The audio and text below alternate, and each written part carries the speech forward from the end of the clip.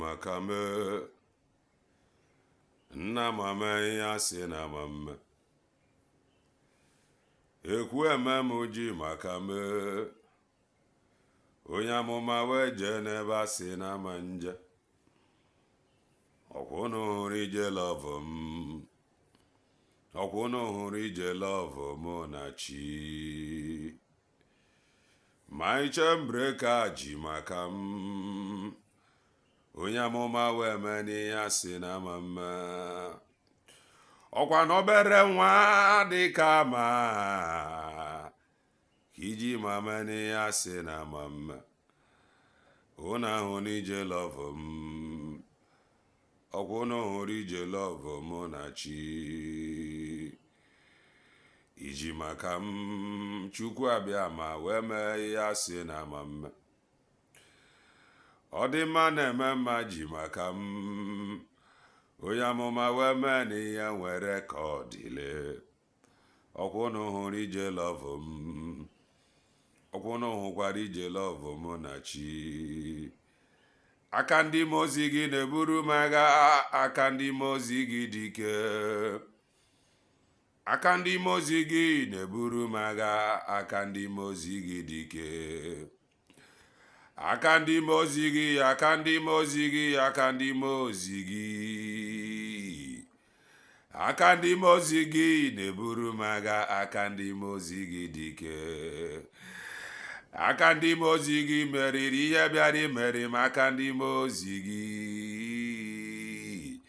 aka ndị mmụọ ozi gị na-eburu m agha aka ndị mmụọ ozi gị dị ike aka ndị mmụọ ozi gị meriri mmụọ ọnwụ aka ndị mmụọ ozi gị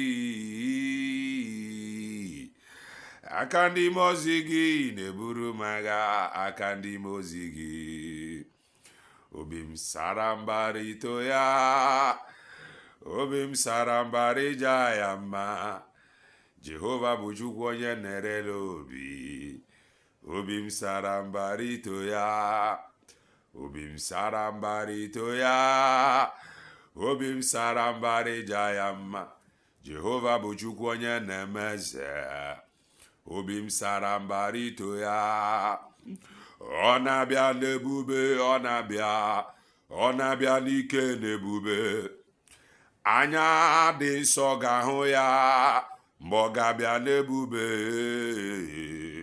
ụmụ eluigwe ga-aṅụrị mgbe ọ ga-abịa n'ebube ihe anyị na-ekwukwenụ n'ọbụ eziokwu ihe anyị na-ekwukwenụ n'ọbụ eziokwu ihe anyị na-ekwunu n'ọbụ eziokwu maka ọdịmma na be anyị ka anyị ji ekwu ya Igbo bụ Igbo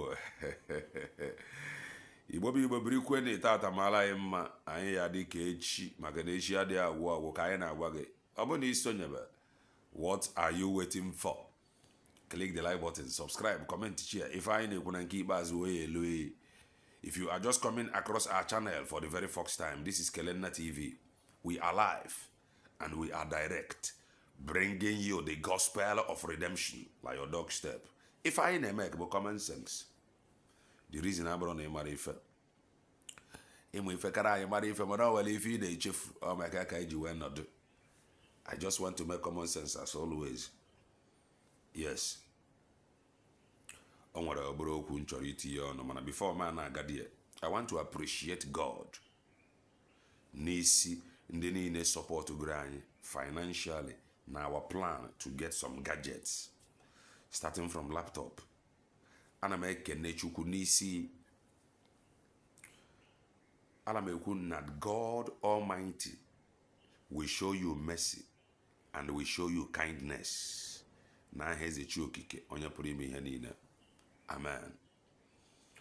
Like this my platform or like this my channel ka m bịagoro fo that of a truth na ihe na-ekwu eziokwu. Chukwu na-use men and women of goodwill wee na-emere onwe ya amara.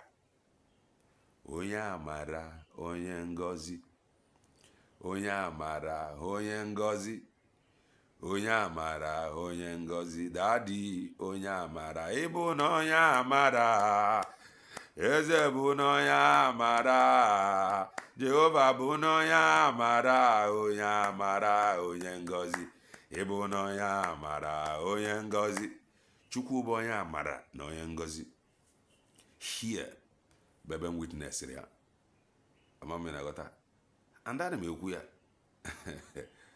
anyị apụtadị maka Okereke anyị apụtadị maka Ọkarafọ an independent broadcaster oge anyị pụtara bụ oge a na-akpagbu Maazị Ekpa akpagbu na media agwụchana ya. And the reason why I wepụta about that, it was revealed to me that he have something to offer n'ime okwu nwere onwe a na-ekwu. So mụ na ga bụrụ otu. And please kindly subscribe to Kelenna TV too. Very, very important you do. Because I am a farmer. Get the channel to 1,000 followers so we can hit the ground running from both sides. Please kindly subscribe to it. It was an Aramana channel. As Minister of Enjoyment, like the other room. So the name got people confusing. I want to say I know you, so I quickly changed the name. Of Ezioku Akaneku. Here the Ezioku that channel. I bra Roya Kai Waria dozie your other room. You gotta go because I am for there is problem na the other room. Before this catastrophic catastrophic again before ndi odushi egbu eburi atọ anya we simba ka izobagodi this USB redeclared maka kwa na be ha na azu ihe a you gotta go.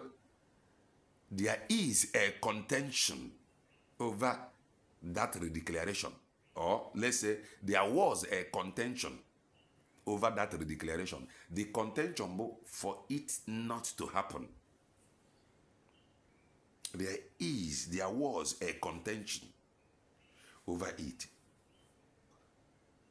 Then, Chukwunema Amara, by his wisdom, used Dr. Ngozi Orabueze to navigate it. So now the fight is against the USB redeclared. Why this fight is against USB redeclared? Why?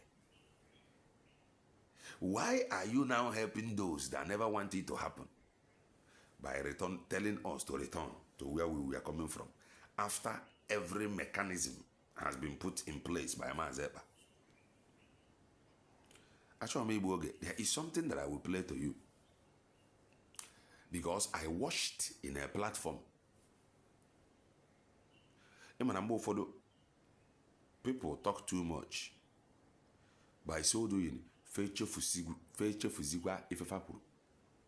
I watched the woman saying that after all, that the office Maazị Ekpa created, or the group he created, now the group for Briggy. And I remembered that I have worked with that very program here. Post redeclaration, that was the exact word of I think Maazị Ekpa or Dr. Ngozi Orabueze. I'm going to play it for you to see that in Briggy, he set up some department that will be functioning in USB. Hear this. On the autopilot, Kano, where Gaboku Briggy, where went a Briggy.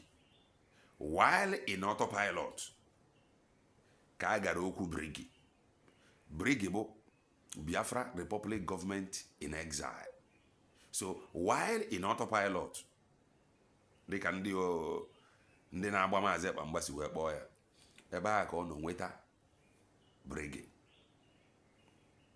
Nọrọzie na Briggy position or nweta USB. Amamela got now. So we are now in USB. Nge nwa na-agba the USB mgba. Hear this. It is not about Ngozi. Amamela got now. It is not about her, but it is about that USB in Abamba. And I have said it here countless times. The only thing in where he came kwete as onye brain ya na arụ ọrụ bụ na the way Dr. Ngozi Orabeze si handle or some of her strategies like ya. That one the okwere m nghọta. Mana ịpụtazi na-akpọ that USB redeclared nke ndị Fulani. That is where I have problem. That is just it. You can disagree, which is normal. You can disagree with some patterns and into Dr. Ngozi Orabeze here. It is normal you disagree. And that is normal.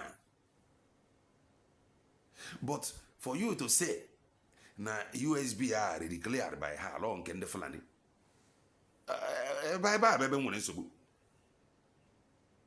that is just it. It is normal for you to disagree.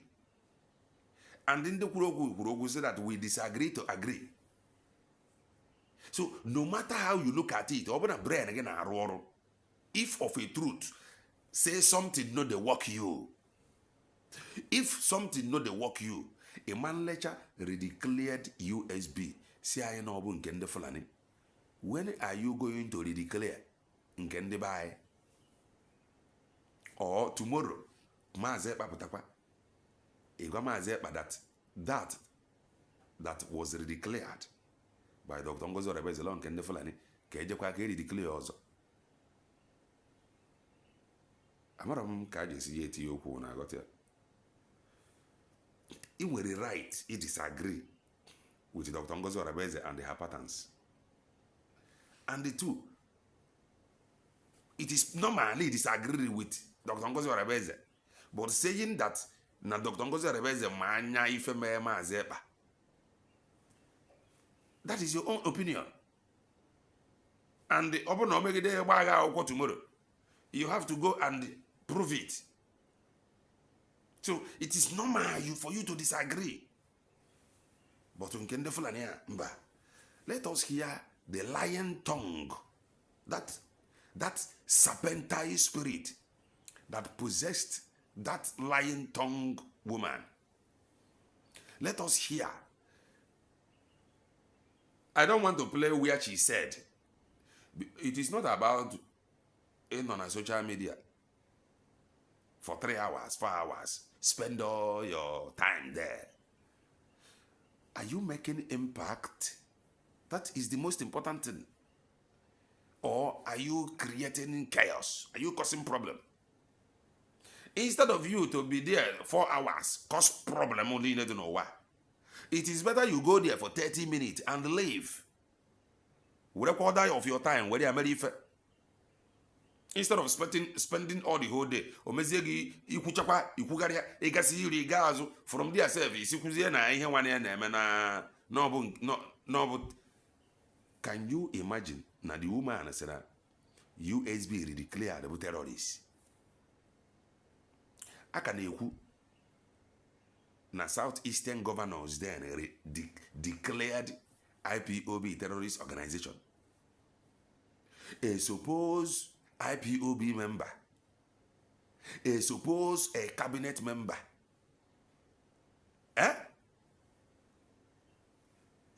not this formal of yesterday, cabinet member came by. Digidia where is the spell yesterday? But somebody put an insider put an USB declared with terrorists. And you see them talking about men on ground. Men on ground had the under who? Hey, these people have done more harm than good, though. But there is thank God I'm not an insider, I'm not a member, I'm an independent broadcaster. And if you are supporting us here, like this gadget we want to purchase, know it that you are supporting the truth. You must have it in your mind. You are supporting the truth, the gospel of redemption. You are not supporting because of Okereke. You are not supporting because of Okrafo. Because Not when I see truth and they say it now, you get it twisted. Oh, you have been bought over. Just like some people that do comment, oh, you have been crying about a gadget. So if we care about your gadget, you will begin to talk, insult our DPM. We are saying the truth. So know it now. But let us hear, and if we give somebody direction or advice, it does not mean that we hate the person. It does not mean that we are insulting the person. Because make a mentality that you advise somebody or you said some things when toward it does not mean that you are fighting the person. Some people are there. Let us listen to this. The woman said, Nandebanye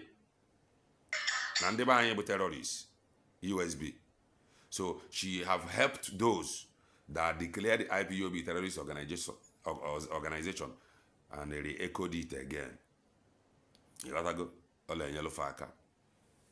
the Ogwala saying that this group Mazep created no to function in Brig, not in USB. Come and listen to it by yourself again. Hear them.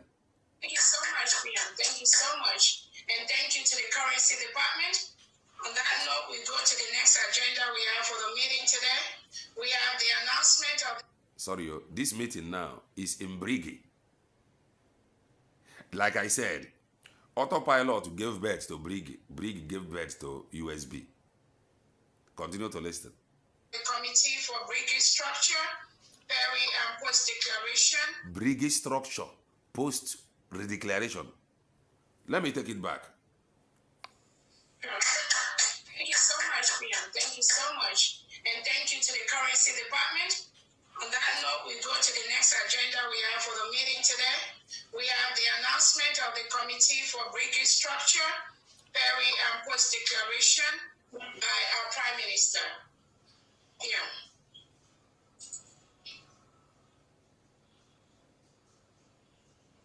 All right, thank you very much, the COS.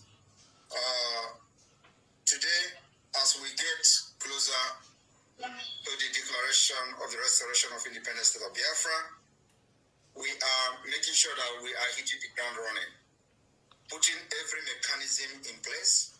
Putting every mechanism in place. That mechanism he is putting in place is to function in Brigi and is to function in USB. Today, listen. We have the announcement of the Committee for Brigi Structure, Perry and Post Declaration by our Prime Minister. Here.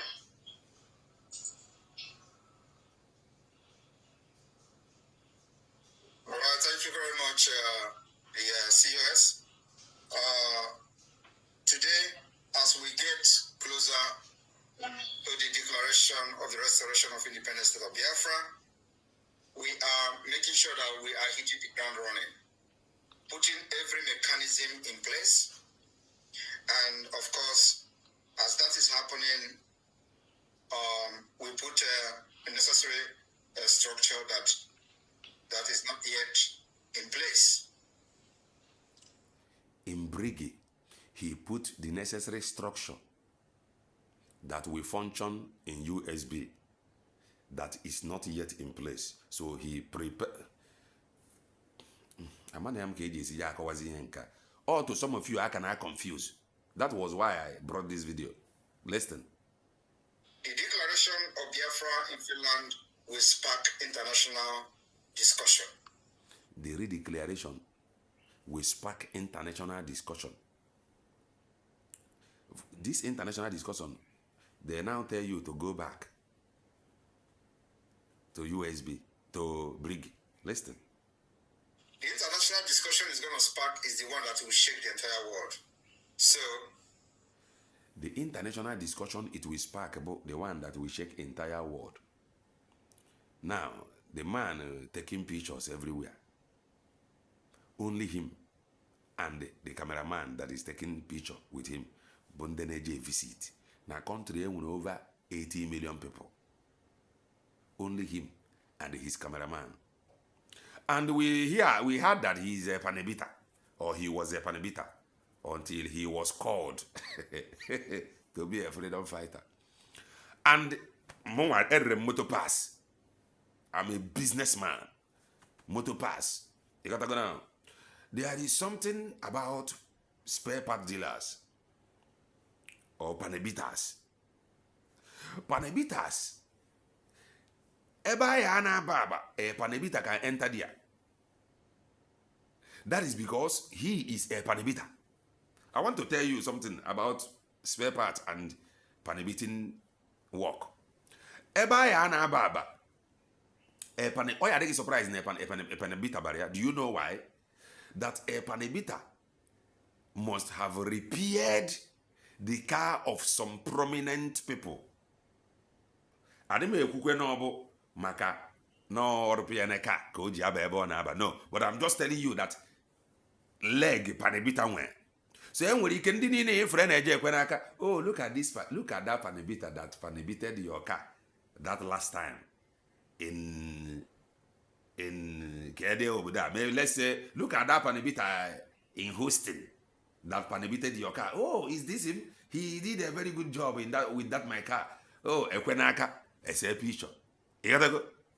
Oh, look at that panebita in Lagos Island. You gotta go. He did a wonderful job. His name is Farouk Ekwenaka. Ana gwage na aka na ekwebo nke Biafra. Aya na ekuzi si ezi anya okwa ebe esi nworo odu na discuss.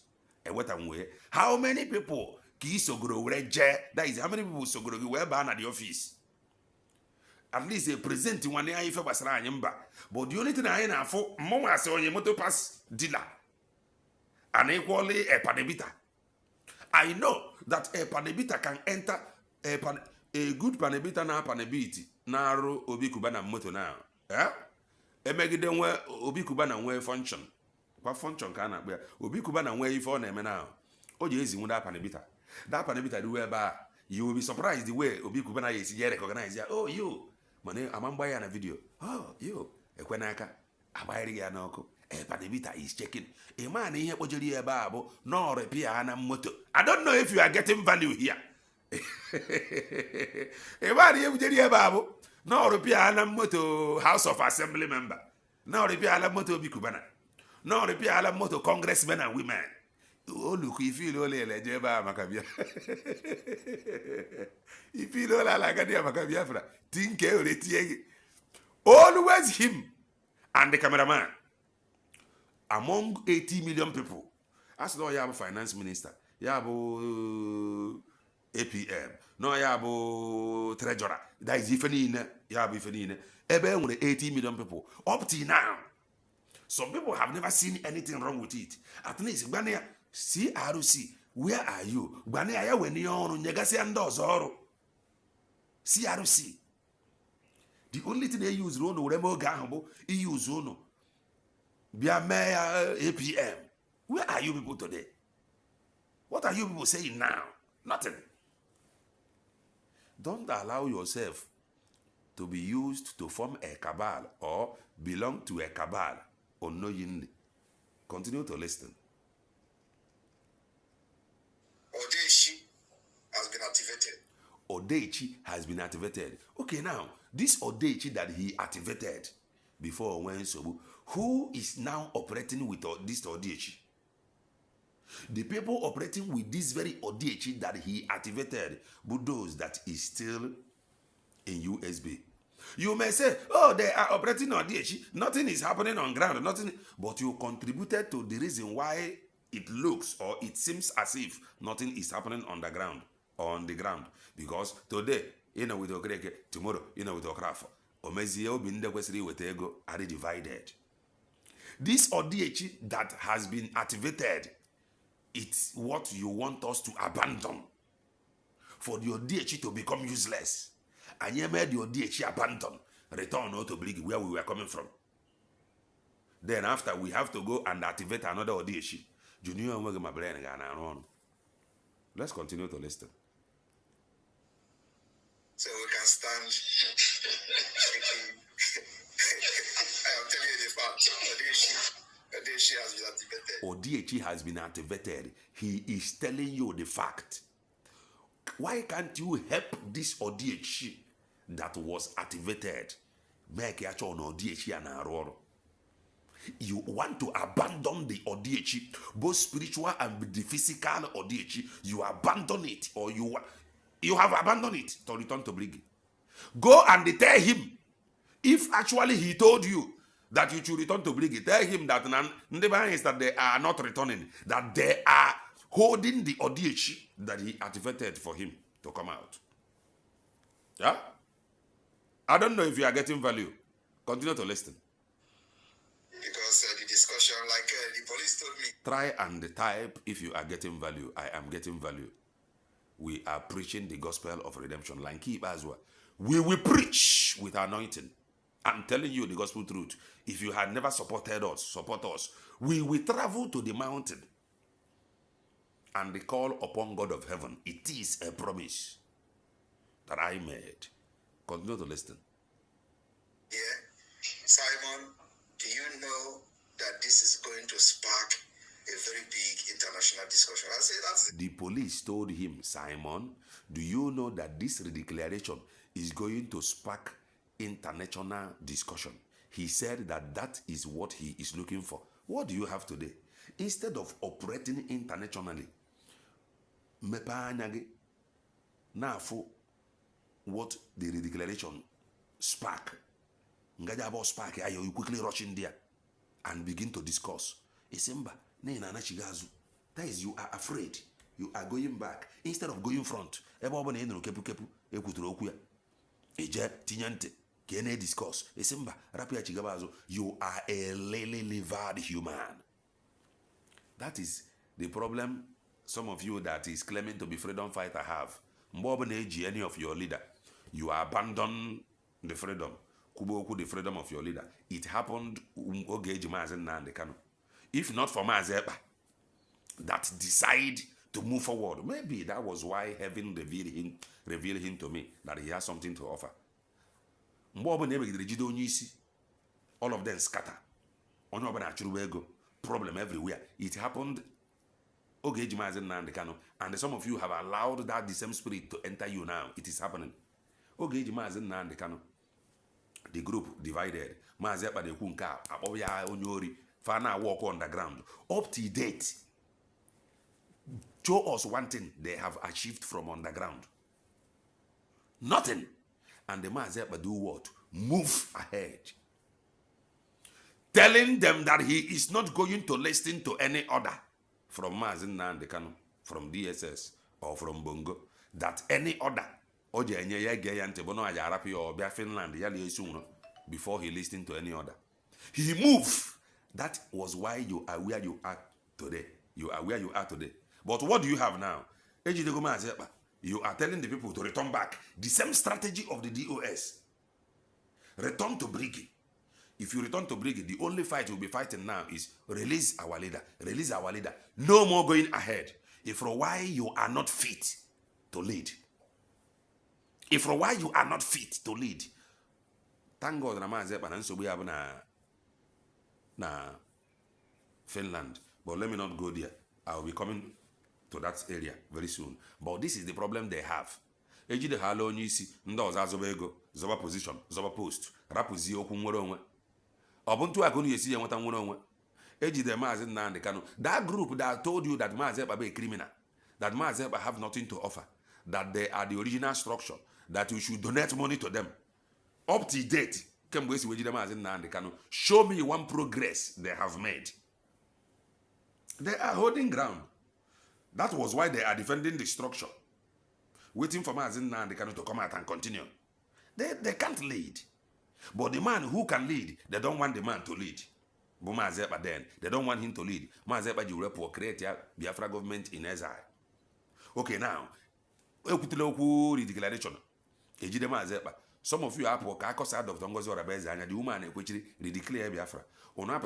Said that Maazị Ekpa said that we should return back. Returning back is meaning return back and begin to wait for him until he come out. Ubuntu akonu jesi nyanya freedom. Na like that, una one take save us. Huh? Freedom fighters. Oh, we are saving you. Now like that, you want to save the indigenous population. You need to go front. You don't want to lead to go front. You want to lead to stay back, wait for Mazepa to come out. But a woman who want to lead to go front, you don't want her to lead.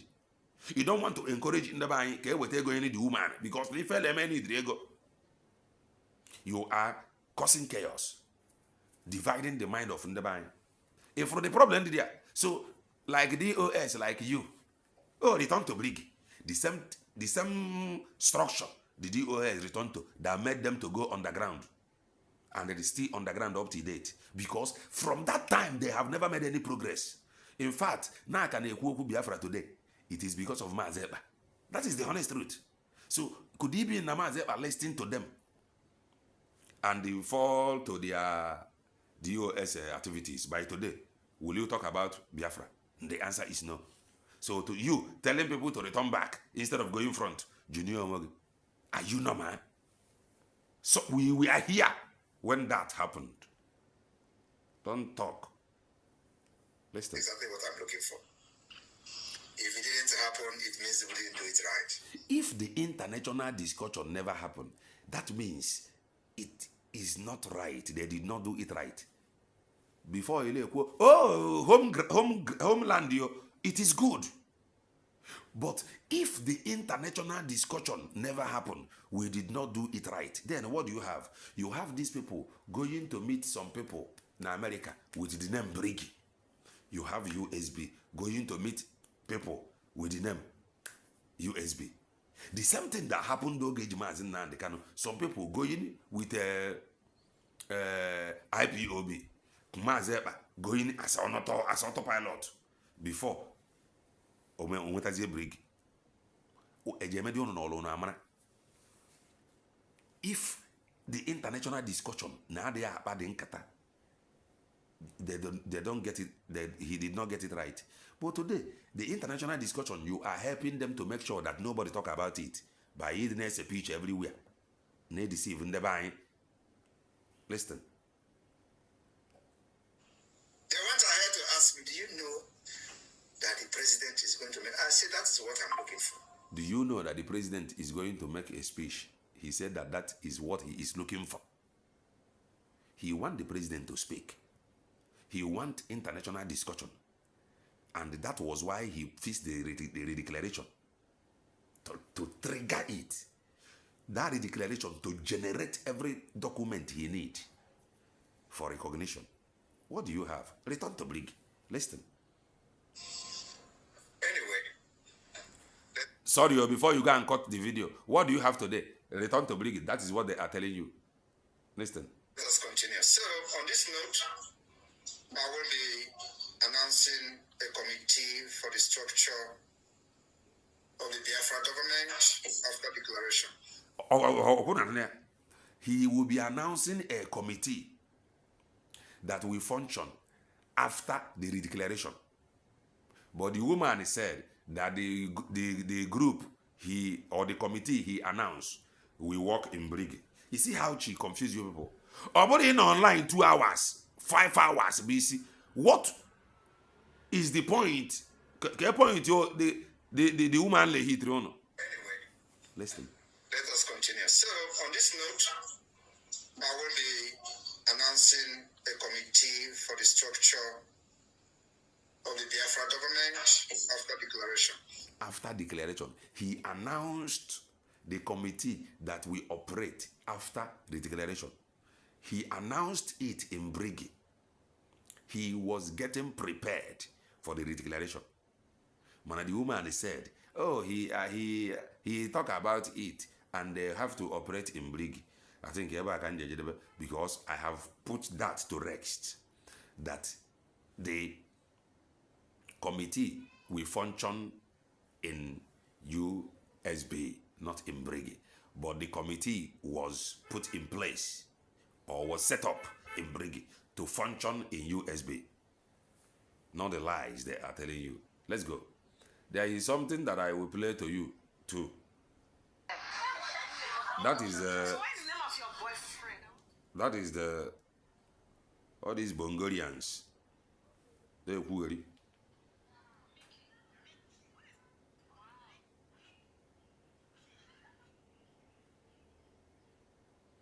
Bongorians. There is something that I will play to you. You gotta go. Oh yeah, we had this social media. On what if and the buying short, you know. Man, before man got if and the buying short, you know. There is a clip. I forgot to save it. You gotta go. I forgot to save it. Where Dr. Ngozi Arabeze said that she have written to the that is in the company in on Alabama. I'm not to us will the thing. I made a mistake and I made save that video. Man, at the point it did about no go ha na ha jana quarter 50 million every month. No go the oil companies. Na ha jana quarter 50 million every month. That is good. Mana hope na enwe plan. Ntu ije si na achafa ọkụ ka fa nwee ike ịkwụta the money. Ọ bụrụ court bụrụ fajebe. At least by so doing, ego aha na-ekwu okwu ya generate kwuo. Ị gotago na o kwuru ya. O mere ihe unu ji agọta ọ bụ ọkwa kwumkwum mmemme. Hope there is mechanism in place to make sure ihe anyị kwuru na-emere ya ọ na-aga okwu ya to make sure maka onye zọba eke ihe. Hope na-enwere things in place because I believe in the man nọkọta kwuo. So we want to see something like that happening so that we can move and live mediocres. Mediocres. Before you know, they will begin to sack and fire many of them. That is the honest truth. So bambo, agrema,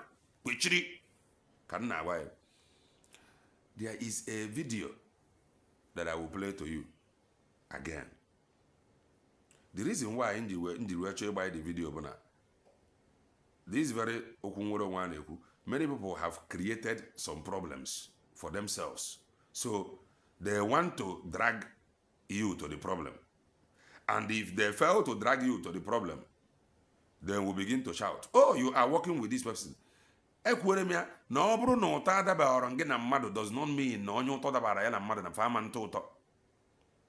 Na mmadụ bịara zuo gị ori does not mean na onye a ji eji izu onye ọzọ ori. That is the honest truth. So, banyere, let me play it. I am playing this video from, and that reminds me. Okay, let me play it. I'm playing it direct from Ata EGKS account. Hear this. Get your earphone because the sound is somehow. Listen.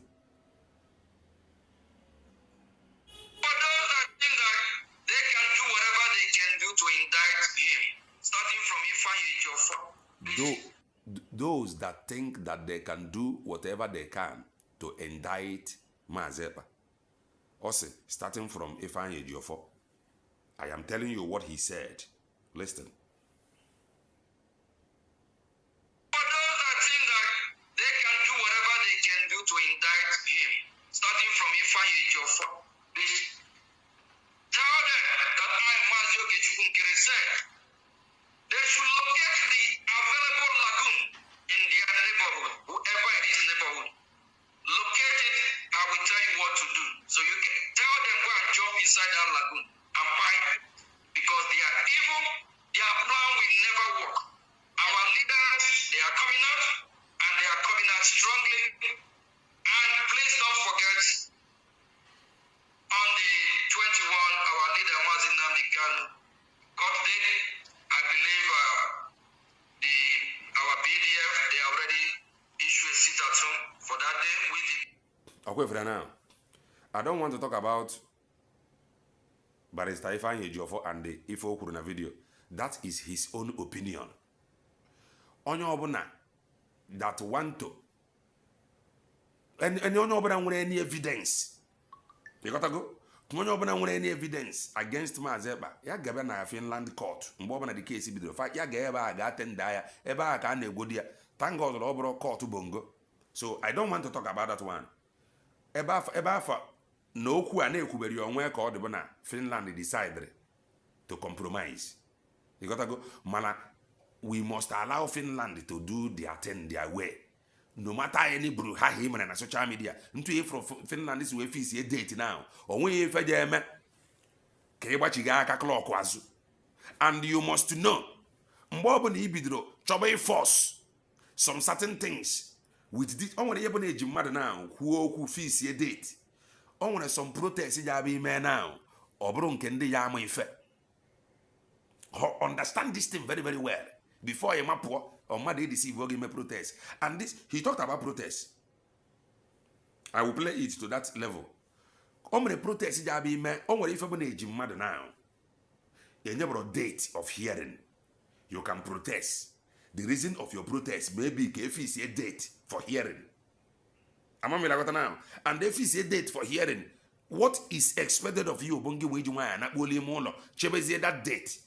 Then, if you do the hearing, only if you know like, you are free to protest based on if you know like. Now, Finland, if it's a good date for hearing, or okay, into a undergrad school. Case if you never protest again, you never protest, kahabuchiga that date hatiri azu. Ki never protest, kahapoptamazeba without hearing.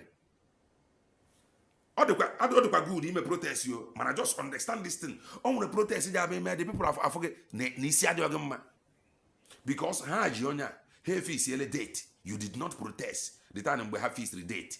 They fixed date by themselves. So what we should do is to allow them. So from there, protest.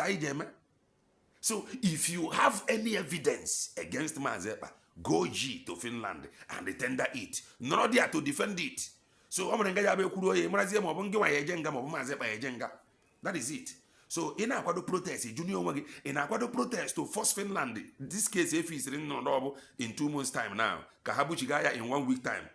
Ki never protest Kaharapia without the hearing. Sometimes no just decide that is all these things. And there is place where he talked about sit at home. But court case on 21. And I must check for me to be correct. And he said that the sit at home, only sit at home. Like that day, the court, go 21. This is the problem we are having. We have serious problem in our hand here now. Because these are two groups. Our land. So to some of you that don't understand, now 21 about Friday. Case. And here is my question. Osena BDF have issued or they will issue a memo by sit at home.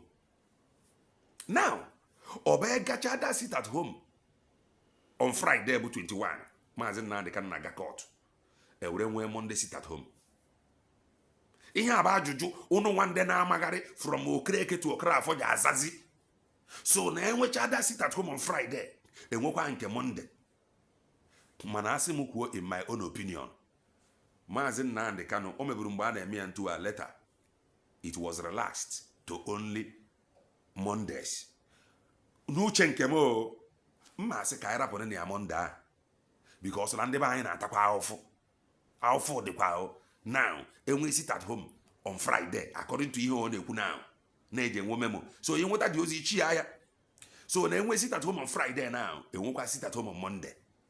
Oruo ne mgbe anyị ji agba mbọ choose one one. We ask ndebe anyị is suffering. That is just the honest truth. The economy we according. Keki jesi je eme ifa now. Ndebe anyị is suffering. And we sit at home on Friday. Automatically Saturday na adi azu afia. On Sunday adi azu afia. On Monday amanzukwa afia. Bakoni abako before no eme. So to some of you now magadi that two group. Today you know with Okreke. Tomorrow you know with Okrafo. What have you now? All these things about all the work on what if name na luche nke mmasi mgbe ọ bụ na-echange another judge.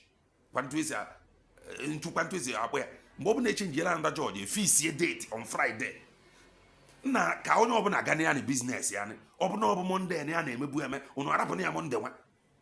Ka ekwa nke bụ sit at home on Friday and on Monday again you expect the people to sit at home In a sit at home now that will your shop be closed? Even if your shop is closed, your workers, because all can do say go home. Will be closed down in America because of that sit at home Monday and Friday and Monday. You will pay your workers their money. Can get a fan. Why are we doing this? It is just my own opinion, which has nothing to do with public. Am I got now? Man, you joke we and to an abo. Quite baconian abacon and the buying at off. I'm a quite who cannot get to anywhere. I know it can't get to anywhere. Manaka, let us be reasonable. It is very, very important we become reasonable. And we sit at home on Friday. And we sit at home on Monday. Let's continue to listen.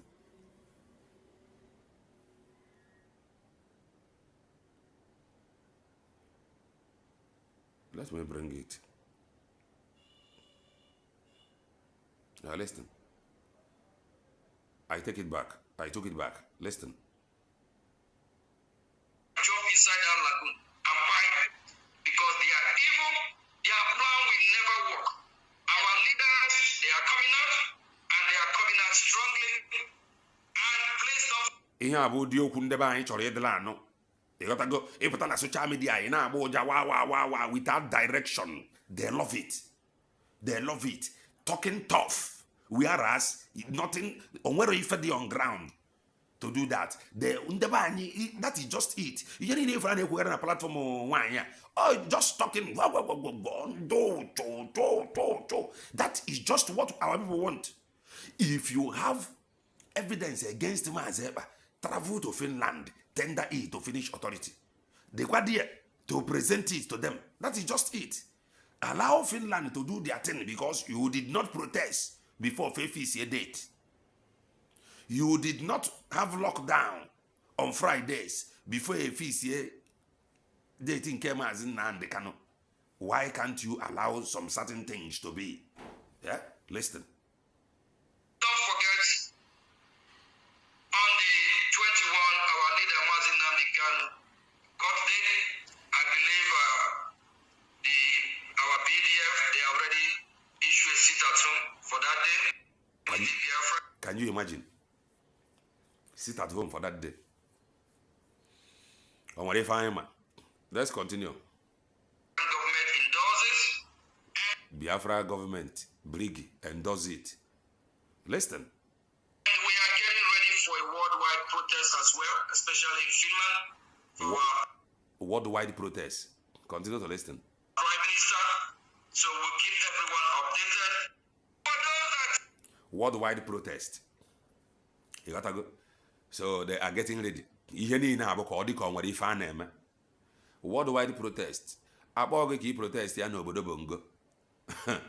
Na kpuo ịpụtakwa agba agha egbe nwụọrọ onwe gị. O mekwara na ndị agbara egbe. O mekwara ndị agbara egbe onda ụwa zuru ike fa nwụrụ anwụ. O mere ndị agbara egbe onda Maazị Nnamdi Kanu fa nwụrụ anwụ. You got to go.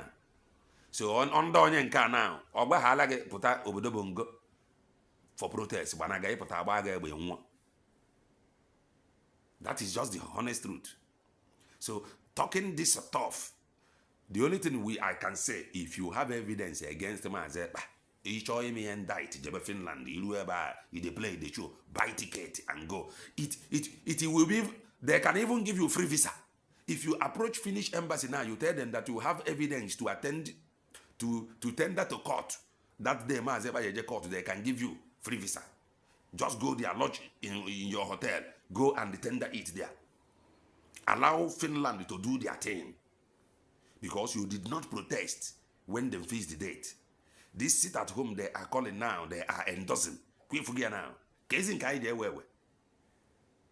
And I am saying, if he na his workshop na America, Obro no sit at home Friday, he must pay his workers their money for that day. And Obro no sit at home Mondays, he must equally pay his workers that day. But what do you have today? we are sitting at home every Mondays now. Now, ka ọ dịkwa ka o nwere ife na-eme, ka ọ dịkwa ka o nwere ife na-eme, he is pushing for sit at home again. On Friday, being 21, Mazi Nnamdi Kanu jeje court. All these things, ka ọ dịkwa ka o nwere ife na-eme. They don't want to go front. They just want to remain there, running around, walking on the ground, running around. Now cause problem. So on the we sit at home on Friday. Us na BDF we release memo, we issue statement, and they endorse it. Una fulani na anyị tọkịrị yo. Anyị tọkịrị kwara na tọkịrị. So I want to see you. You cannot have. They want to have sit at home Friday, and they want to have sit at home on Monday. It is just my own opinion. Now I come. Karaponia neke Monday. Nke Friday, Seraponia. Kuno asikwazie no boy Jemi entua. Omere mgbono ya bụ numeruwe entua. Ọkwa mmadụ ka a na-agwa. Ọkwa mmadụ ka a na-agwa. Omekwa ihe m kwuru. You gotta go. I say, host. I am just saying what he said. I am just adding my own voice too. You gotta go. No, jara kama kairaponi antua Monday. Because like America, like your chop, they close out of this Friday sit at home. He propose now. You will pay your workers. And this Monday sit at home in the on Mondays. If your shop is closed down, you will equally pay your workers. That is the honest truth. Mana anyị na-emere ya ndebe anyị ihe dị na-abụ ka ọ dịkwa ka o nwere ife na-eme ka ọ dịkwa ka Chineke mezie okwu a nye gị understanding na aha Eze Chiwike Abiama ise